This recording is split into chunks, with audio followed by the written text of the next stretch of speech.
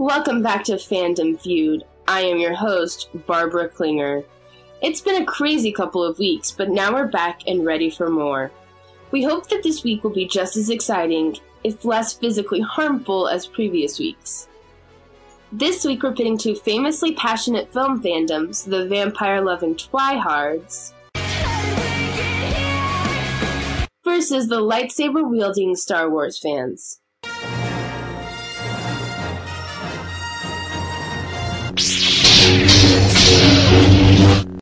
Now let's meet our judges. We have Max Horkheimer and Theodore Adorno, authors of The Cultural Industry, Enlightenment as Mass Deception. Sie folgen dem Leithammer. Right. Next we have Dick Hebdige, author of Subculture, The Meaning of Style. And the last but not least of our regular judges, Henry Jenkins, author of Textual Poachers, Television Fans and Participatory Culture.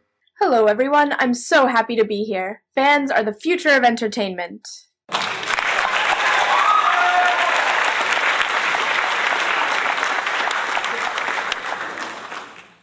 Our guest judge this week is Jonathan Gray, author of New Audiences, New Textualities, Anti-Fans, and Non-Fans. Before we get started, let's check in with Jolie Jensen about the first two rounds of competition. I think it's a shame that this is the kind of portrayals we see of fans. Fans are us. They're embracing the things that they're passionate about. We shouldn't dismiss them just because it's easier that way. We should try to learn what we can from them about everyday life. Well said. So let's bring out our next two competitors. It's the final countdown.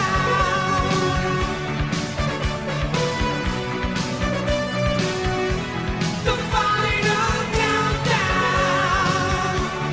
In the semi-final round, the two fandoms must demonstrate their talent at participating in fan activities.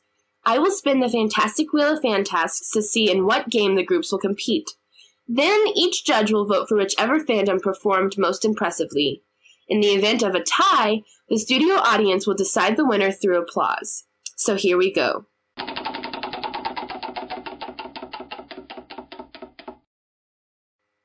Cosplay. We will now give our contestants time to prepare for the cosplay fashion show. We'll be back after this. It's the final countdown. Welcome back to Fandom Feud. First up from the Twilight fandom, Edward and Bella cosplayers. 'Cause all you people are vampires, and all your stories are stale. And though you pretend to stand by us, I know you're certain we're... Could you all please describe your costumes to the judges?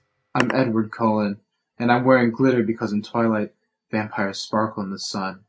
Also, I put in black contacts because I haven't been hunting in a while since I'm too scared to leave Bella alone. She might try to hang out with one of those mongrels that live in La Push. I'm Bella Swan, and I'm wearing normal clothes because Bella is the kind of character that is easy to identify with. Specifically, I am wearing plaid because Bella lives in Forks, Washington, and it rains there a lot. I don't mind the rain, though, because when it rains, the sun isn't out. And when the sun isn't out, Edward can come to school. How about a round of applause for our Edward and Bella cosplayers?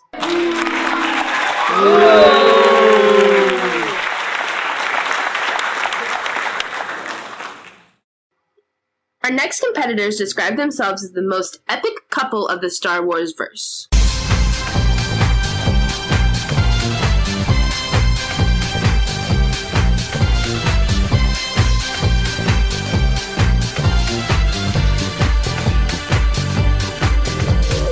Describe your look to the judges. I am C-3PO, Human-Cyborg Relations. My counterpart, R2-D2, is a very useful droid, but I will have to translate for him because he does not have a program for human speech.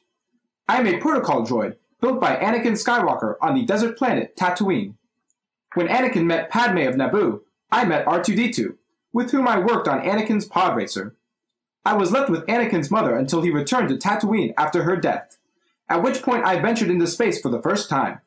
This was the beginning of my adventures with R2-D2.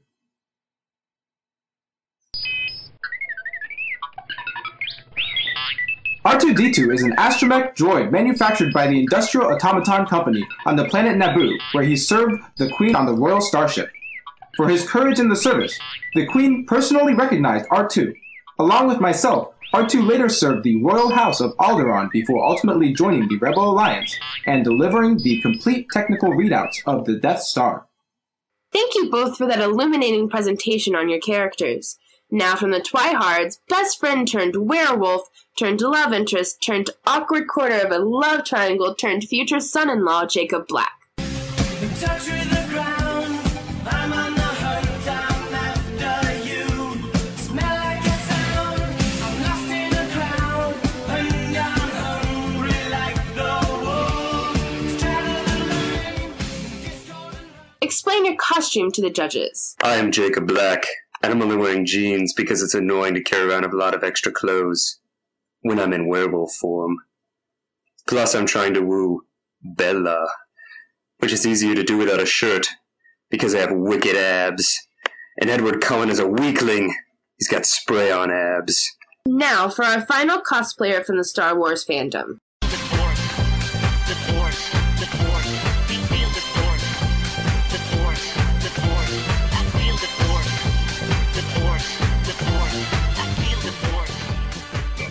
Please explain your, costume to the judges. I'm Princess Leia from the planet Alderaan, which was destroyed by the Death Star. I'm a leader in the Alliance to restore the Republic and the youngest member ever to be elected to the Imperial Senate. I'm also a member of the royal family of Alderaan and a Jedi Knight. Also, I killed Jabba the Hutt because he made me wear this outfit. This is the chain I strangled him with. Thank you, your worshipfulness. The judges will now make their decisions. So I missed! We abstain from voting on the basis that these consumers have all changed themselves in the exact way the culture industry has intended. We see no merit in either group's endeavors and see no purpose in casting a vote either way. I vote for the Star Wars fandom because of the esoteric details they put into their costuming more clearly distinguishes them from mass consumers. Neither of these fandoms is unknown to mass cultures, but the intricate knowledge and minute details put into the costumes by the Star Wars fans mark them as a subculture.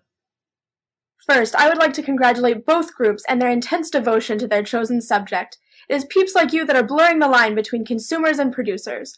No matter how I vote, I encourage both groups to continue with activities such as these and always to feel proud of their passion.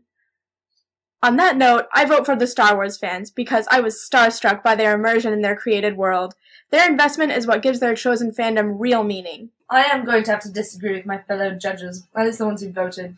I think that the Twilight fans deserve to win simply because they have to face anti-fans that are just as passionate as they are, if they continue to do what they love to do. With 2 votes to 1, with 1 abstention, the Star Wars fans are the winners of the semi-final round.